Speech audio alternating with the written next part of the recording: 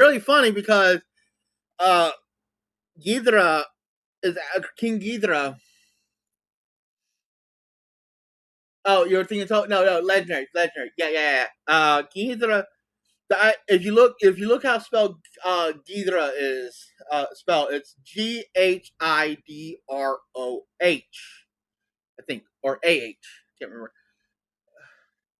Uh if you take off the G, it spells Hydra, and take off the H at the very end, and the G and H, the G first at the beginning, and the H at the end. It spells Hydra, not but in a different spelling. A Hydra in Greek mythology, it basically you cut off the head, it grows a new one, or it grows two in its place. But Ghidorah is a space monster, and it grew its head back, which I'm like, I knew that it could do that when I first saw the name.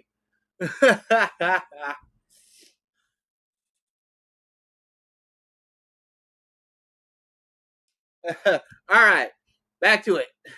On an ancient alien probe that awakens, evolves, and ultimately transforms into the kaiju Orga, leading to a dramatic clash with Godzilla. The film was a deliberate response to the 1998 American adaptation. Oh yeah, Orga. Fuck, that guy was a man. Orga was a bitch and a half in any Godzilla game if you play it. He's a bitch and a half to deal with.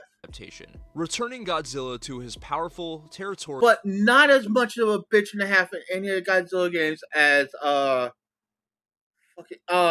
Destroyer, because that he can. If you're playing Godzilla, he fucks your shit up. He fucks up everyone's shit. and awe-inspiring roots.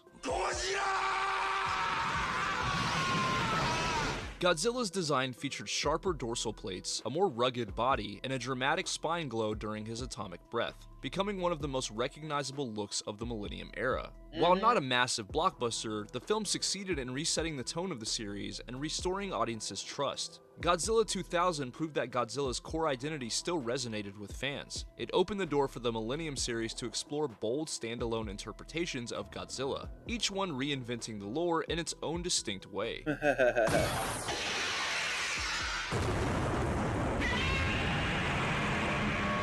In the year 2000, the Millennium era continued with Godzilla vs. Megaguirus, a standalone alternate continuity that reimagined Japan's history with Godzilla. In this version, Japan develops a superweapon called the Dimension Tide, a satellite device capable of creating miniature black holes to wipe out Godzilla once and for all. But the experiment unintentionally opens a rift that allows giant prehistoric insects to re-emerge, leading to the rise of Megaguirus, a massive queen dragonfly-like kaiju that feeds on yes, Megaguirus.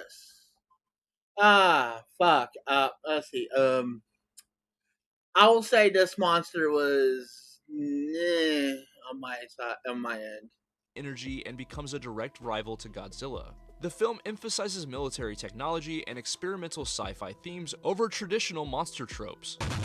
Godzilla's personality here is aggressive and territorial, while Megaguirus is swift, predatory, and almost parasitic, leading to a unique kaiju battle. The human side of the story centers on an anti-Godzilla strike unit seeking revenge, adding emotional stakes to the conflict. This film is remembered for its unique monster choreography, practical effects, and its bold attempt to explore new science fiction ideas.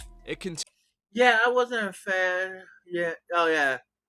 I like the. Oh yeah. Continued the Millennium trend of restarting continuity for each new film, allowing the franchise to stay fresh and experimental. In 2001, the Millennium era took a dramatic shift with Godzilla, Mothra, and King Ghidorah, giant monsters all-out attack. I love how they didn't put Baragon on this fucking list, because it's like, man, this motherfucker does not get a break. Often shortened to GMK. This film reimagines Godzilla as a malevolent, vengeful spirit created from the souls of those who died in World War II, returning to punish modern Japan for forgetting its past. In this continuity, Mothra, King Ghidorah. This movie was, I did not like this movie, actually. Jeez, it was weird. Yeah, it was weird. But I will be honest, I didn't like it, actually. And Baragon are recreated as ancient guardian beasts destined to defend Japan from Godzilla's wrath.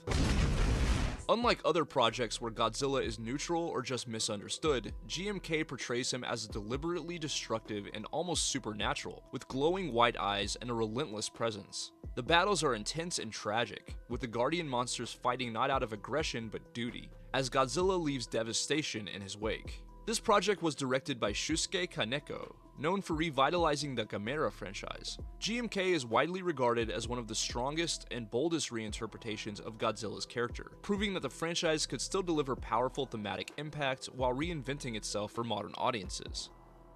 In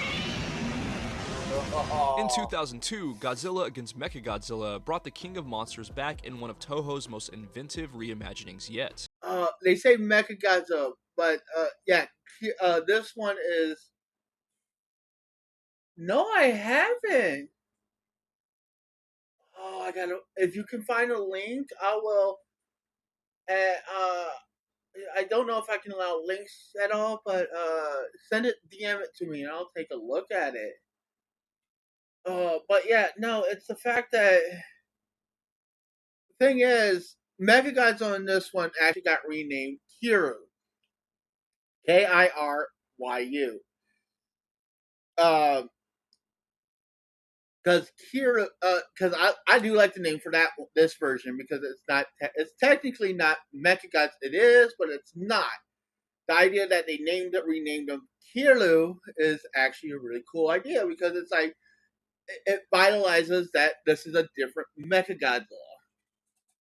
Directed by Masaki Tezuka, the film exists in an alternate timeline where only the 1954 Godzilla is canon. After decades of peace, a new Godzilla emerges to threaten Japan once more, prompting the government to construct a powerful biomechanical weapon built with the bones of the original Godzilla, codenamed Kiryu.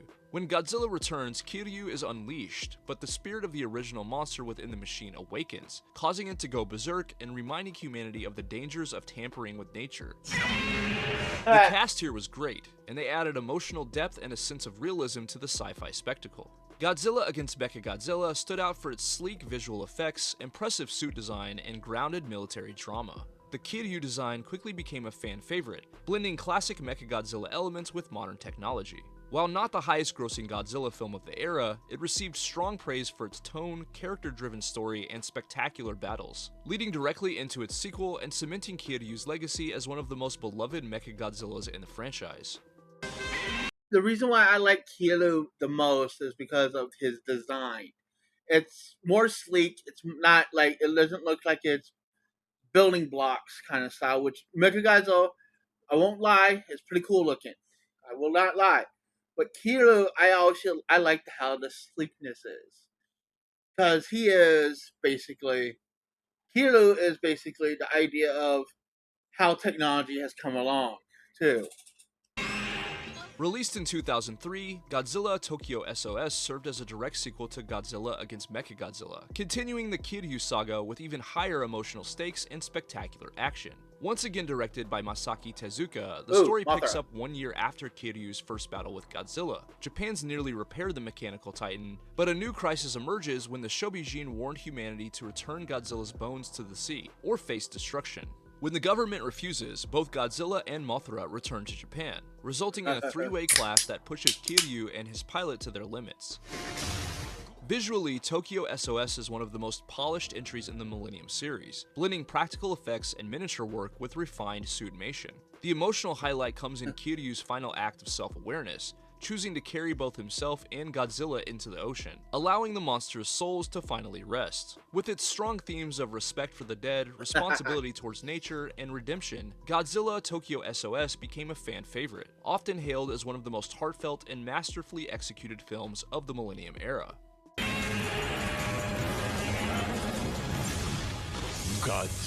Okay, before he starts, I will say Godzilla Final Wars has always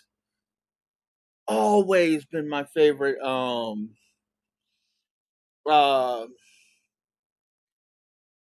that has always I will always say people say that Godzilla Final Wars was stupid and dumb. I loved it because it's basically it's basically showing off Godzilla's not bullshit how powerful he is. It's what people don't realize Godzilla is not technically not overpowered, but he is basically a force of nature. People don't realize that you can't stop a force of nature unless you got another force of nature. But even then, it doesn't help the destruction. And the fact and Final Wars, I love watching it. I love watching it because it's one of those movies where you there's a scene in there what I love the most on because it's funny. But Godzilla Final Wars shows off the idea that okay, it's like, oh, you're going to send these monsters in to fight Godzilla. Okay, problem is, how do you stop that? What happens if they just the whole premise was a good idea. I will be on. I would like it. I love it. But the problem is, the one thing I did have a problem was Gagan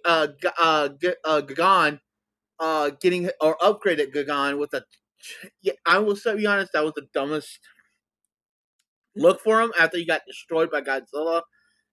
But I will be honest, that was the dumbest look. But and then this is where you meet another version of Ghidra, is the Kaiser Ghidra. But yeah, let's go on. Godzilla Final Wars. Released in 2004 to commemorate Godzilla's 50th anniversary, Godzilla Final Wars served as the grand finale to the Millennium Era, a massive, over-the-top celebration of everything the franchise had built up to that point. Directed by Yuhei Kitano. The acting, I will be honest, was funny. The American dub, the English dub was actually funny. Tamura, known for his hard-hitting action style, the film combined sci-fi, martial arts, and classic kaiju spectacle into one explosive crossover event. In this story, humanity's entered a new era of peace. Okay, so I'm going to back it up here. One explosive crossover event. In this story, humanity's entered a new era of peace. This guy who looks like Stalin, by the way, I loved him. I loved how they portrayed him. It was like he was funny, in my opinion. Peace protected by the Earth Defense in the Force, English or dub. EDF. But when aliens suddenly appear, they unleash dozens of kaiju across the globe, including Rodan, Anguirus, King Caesar, and even the 1998 American Godzilla, rebranded as simply Zilla. At this point, humanity's last hope becomes clear. They have to release the original Godzilla from his icy prison. What follows is an all-out global rampage as Godzilla fights nearly every major monster from the franchise's history, culminating in a final showdown against Monster X, who transforms into Kaiser Ghidorah. The film features cameos and tributes from across Godzilla's cinematic legacy, alongside a high-energy soundtrack by Keith Emerson and a fast-paced, anime-inspired tone. Though divisive for its wild tone and stylized human action scenes, Godzilla Final Wars is often celebrated as a love letter to fans. A massive, chaotic send-off to the Showa, Heisei, and Millennium eras before the franchise would go into hiatus for a decade. Sorry, I might have had an Millennium Destroyer. Yeah. I might have had a bit of an orgasm. Anyways, yeah, this Millennium Destroyer. Yeah, that's what I loved about it. That's what Destroy All Monsters in the Showa era should have been. I will be honest. That's what I thought it should have been. You got the name, Destroy All Monsters.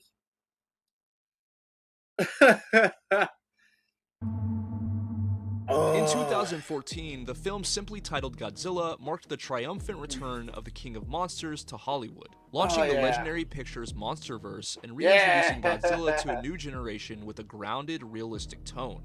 Directed by Gareth Edwards, the film focused on atmosphere, scale, and humanity's... I'm going to explain something about Gareth Edwards. This man is... Yes, the only monster that got destroyed was... No, all of them got destroyed, remember?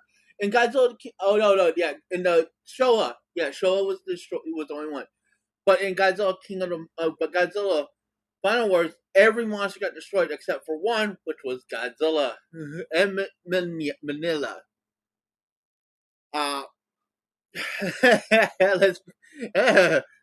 Uh, but Legendary, you